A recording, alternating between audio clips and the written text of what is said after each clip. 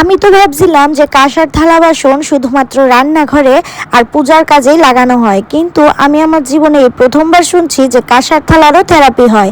আর আমার মনে হয় আমার সাথে সাথে তোমরাও জীবনে প্রথমবার শুনছো যে কাঁসার থালার থেরাপিও আছে। তো চলো কাঁসার থালা থেরাপিটা কি ওইটাই তোমরা লোকে পুরাটা শেয়ার করি। তোমরা তো আমার আগের একটা ভিডিও দেখছো যে আমার পায়ের অবস্থা খারাপ হওয়াতে আমি গেছিলাম হাবিব স্যালনে আমার পায়ের যত্ন নিতে।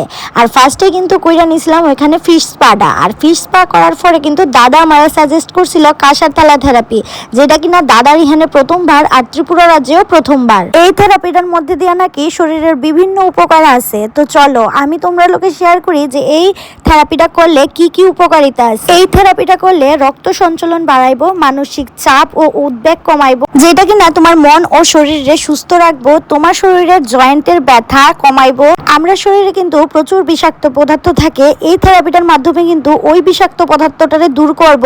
আমরা শরীরের পেশিগুলোরে কিন্তু এই থেরাপিটা শক্তিশালী করব। আমার আর অনেকেরই কিন্তু পা ফোলা থাকে, যেমন আমার এই পায়ের ফোলা ভাবটা কিন্তু একদম কমাইবো। আর হইছে হজম শক্তি উন্নত করব।